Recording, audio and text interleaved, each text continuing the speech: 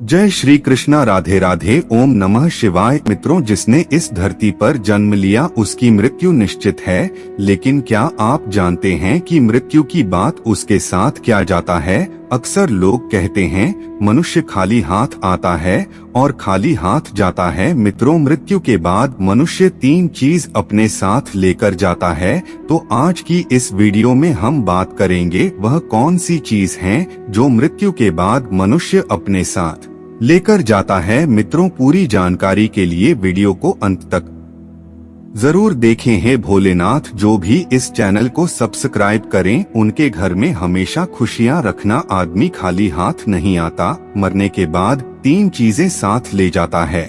सब कहते हैं कि मरने के बाद कुछ भी साथ नहीं जाता है, सब यहीं का यहीं धरा रह जाता है। आदमी खाली हाथ आया था और खाली हाथ चला जाता है, लेकिन यह सत्य नहीं है। दुनिया में ऐसी कई बातें हैं, लेकिन वह सत्य नहीं है। आओ जानते हैं कि आदमी जन्म लेता है तो क्या साथ लाता, और जब वह मर जाता है तो क्या साथ ले जाता है। हिंदू धर्म कहता है कि व्यक्ति जो साथ लाया था वह तो साथ ले ही जाएगा, साथ ही वह भी साथ ले जाएगा जो उसने इस जन्म में अर्जित किया है। क्या साथ लाया था और क्या अर्जित किया है, यह जानना जरूरी है। क्या है संचित कर्म? हिंदू दर्शन के अनुसार मृत्यु के बाद मात्र यह भौतिक शरीर या देह ही नष्ट होती है, जबकि सूक्ष्म शरीर जन्म जन्मांतरों तक आत्मा के साथ संयुक्त रहता है। यह सूक्ष्म शरीर ही जन्म जन्मांतरों के शुभ अशुभ संस्कारों का वाहक होता है।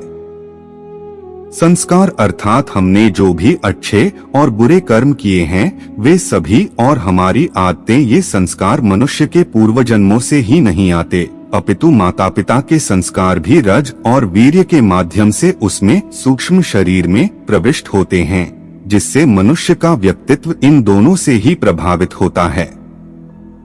बालक के गर्भधारण की परिस्थितियां भी इन पर प्रभाव डालती हैं। ये कर्म संस्कार ही प्रत्येक जन्म में संग्रहित एकत्र होते चले जाते हैं, जिससे कर्मों अच्छे बुरे दोनों का एक विशाल भंडार बनता जाता है। इसे संचित कर्म कहते हैं। अब जब व्यक्ति मरता है तो इन्हीं संचित कर्मों में इस जन्म के कर्म भी एकत्रित करके ले जाता है। दरअसल इन संचित कर्मों में से एक छोटा हिस्सा हमें नए जन्म में भोगने के लिए मिल जाता है। इसे प्रारब्ध कहते हैं। ये प्रारब्ध कर्म ही नए होने वाले जन्म की योनि व उसमें मिलने वाले भोग को निर्धारित करते हैं। फिर इस जन्म में किए गए कर्म, जिनको क्रियमाण कहा जाता है, वह भी संचित संस्कारों में जाकर जमा होते रहते हैं।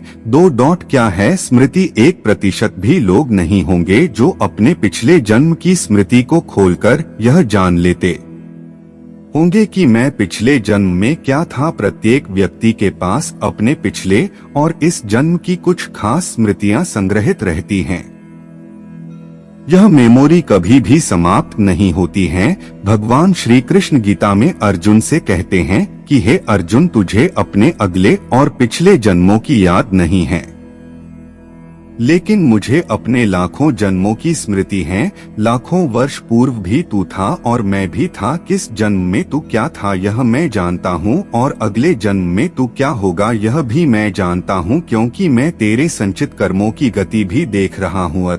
यह कहना होगा कि जब व्यक्ति जन्म लेता है तो वह अपने पिछले जन्म की स्मृतियां साथ लाता है, लेकिन वह धीरे धीरे उन्हें भूलता जाता है। भूलने का अर्थ यह नहीं कि वे स्मृतियां सदा के लिए मिट गए, वे अभी भी आपकी हार्ड डिस्क में है, लेकिन वह रेन से हट गई है, डी में कहीं सुरक्षित रखी है।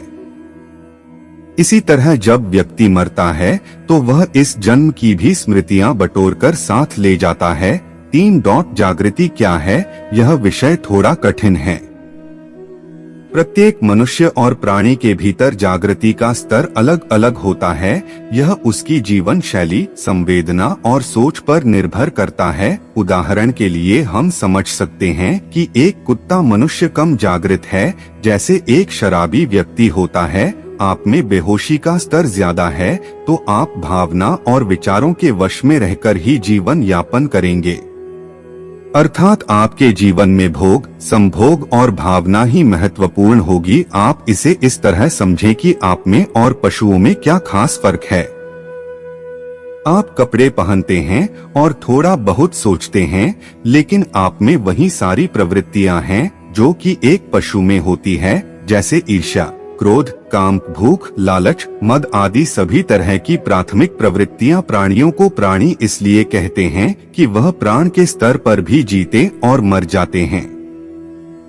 उनमें मन ज्यादा सक्रिय नहीं रहता है, मनुष्य में मन ज्यादा सक्रिय रहता है, इसलिए वे मन की भावना और विचारों में ही ज्यादा रमते हैं। वे मानसिक हैं। मन से ऊपर उठने से जागृति शुरू होती है। जागृति की प्रथम स्टेज बुद्धि और द्वितीय स्टेज विवेक और तृतीय स्टेज आत्मावान होने में है। प्रार्थना और ध्यान से जागृति बढ़ती है। उक्त सभी को मिलाकर कहा जाता है कि व्यक्ति अपने साथ धर्म लाता है और धर्म ही ले जाता है। शास्त्र लिखते हैं कि मृतं शरीर मुत्सृज्य काष्ठलोष्टस्मंजना मुहूर्तमिव रोदित्वा ततो यान्ति परामुखा तैस्तच्छरी मुत्सृष्टं धर्म एकोनुगच्छति तस्मात् धर्म सहायश्च सेवितव्य सदा नृभिः।